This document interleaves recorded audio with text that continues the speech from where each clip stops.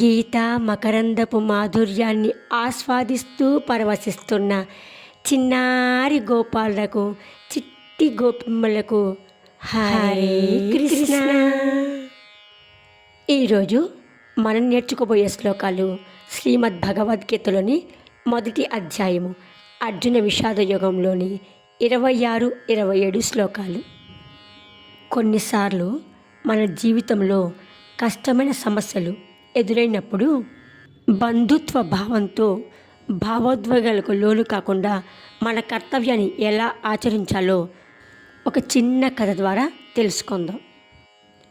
ఈ శ్లోకము సంజయుడు కురుక్షేత్ర మహాసంగ్రామంలో ఏమి జరుగుతుందో తన దివ్య దృష్టితో చూసి ధృతరాష్ట్ర మహారాజుకు వివరిస్తున్నాడన్నమాట. కురుక్షేత్ర మహాసంగ్రామంలో ఇరు సైన్యముల వారు యుద్ధానికి సన్నద్ధంగా వారి శంఖములను పూరించి అస్త్రశస్త్రములను ధరించి యుద్ధాన్ని ప్రారంభం చేయబోతుండగా అర్జునుడు జగద్రక్షకుడు రథసారథి అయిన ఆ కృష్ణ పరమాత్మతో, ఓ కృష్ణ, ధర్మానికి విరుద్ధంగా యుద్ధానికి సన్నద్ధంగా ఎవరెవరు యుద్ధానికి సన్నద్ధులై ఈ యుద్ధ భూమిలో నిలబడి ఉన్నారో వారిని చూడాలనుకుంటున్నాను అని సర్వ జగత్తుకి రక్షకుడు రథసారథి అయిన ఆ కృష్ణ పరమాత్మని కోరగా, హృషికేశుడైన ఆ పరమాత్మ శరణాగతుడైన భక్తుడికి రథసారథిగా మారి భీష్ముడు, ద్రోణుడు మొదలగు ప్రముఖ రాజులు ఎదురుగా నిలబెట్టి, ఓ పార్థ, కౌరవ సైన్యంలో యుద్ధం చేయడానికి సంకల్పించిన ఈ యుద్ధ వీరులందరినీ ఒకసారి పరికింపుము అని ఆ శ్రీకృష్ణ పరమాత్మ అర్జునుడు అధిరోహించిన ఆ దివ్యమైన రథమును ఇరు సైన్యముల మధ్య నిలబెట్టెను.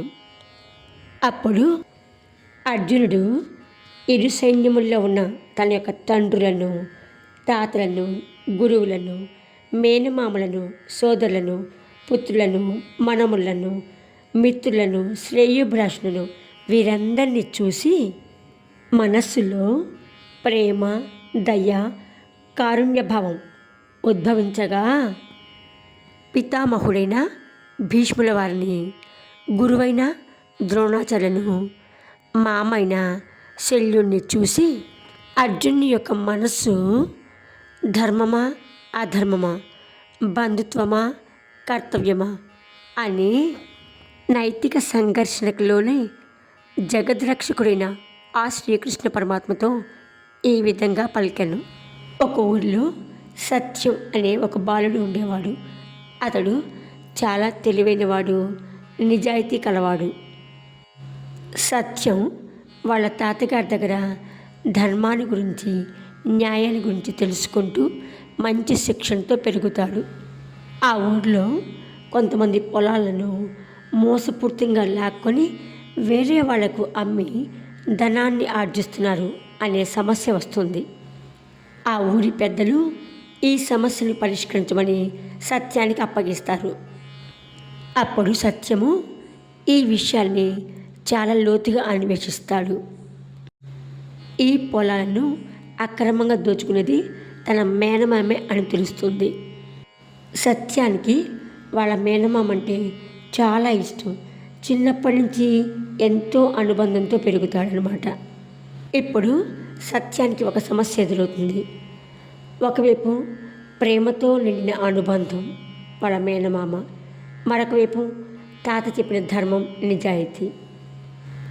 అప్పుడు సత్యం వాళ్ళ తాతగారి దగ్గరికి వెళ్ళి, తాతగారు, మన బంధువులు తప్పు చేస్తే వారికి శిక్ష ఇవ్వడం ధర్మమా, లేక బంధుత్వాన్ని కాపాడుకోవటం కర్తవ్యమా అని అడుగుతాడు. అప్పుడు వాళ్ళ తాతగారు ఈ విధంగా సమాధానం చెప్తారు. ధర్మంతో కూడిన వ్యక్తి యొక్క బంధాలు గుండెల్లో ఉండాలి, ధర్మం మాత్రం చేతిలో ఉండాలి. ఇక్కడ అర్జునుడు కూడా అధర్మంగా, అన్యాయంగా ఉన్న దుర్యోధన పక్షంలో ఉన్న తాతలను, గురువులను చూసి బంధుత్వం అనే అనుబంధంతో ఉన్న అర్జునుడు ధర్మాన్ని ఎలా రక్షిస్తాడో తర్వాతి శ్లోకంలో నేర్చుకుందాం. ఇప్పుడు ధర్మానికి, కర్తవ్యానికి తేడా తెలుసుకుందాం. ధర్మము అంటే ప్రపంచము సజావుగా సమతుల్యంగా నడపడానికి అవసరమైన నీతి నియమాలు అన్నమాట. ఇది శాశ్వతమైనది. కర్తవ్యం అంటే బాధ్యత. ఇది వ్యక్తిగతంగా, సామాజికంగా, వృత్తిపరంగా ఉంటుంది.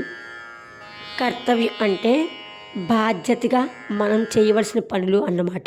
ఇప్పుడు శ్లోకాన్ని చక్కగా పాడుతూ నేర్చుకుందాం.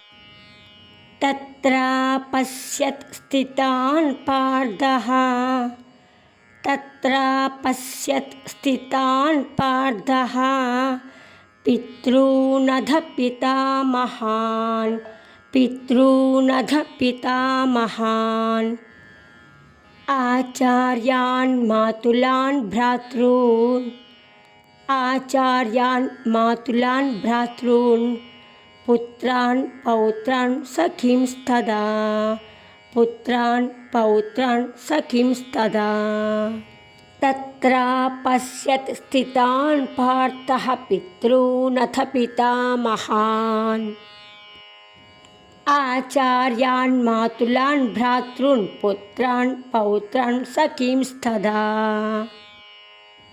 స్వసురాన్ సుహృదశ్చైవ, స్వసురాన్ సుహృదశ్చైవ, సేనయోరుభయోరపి,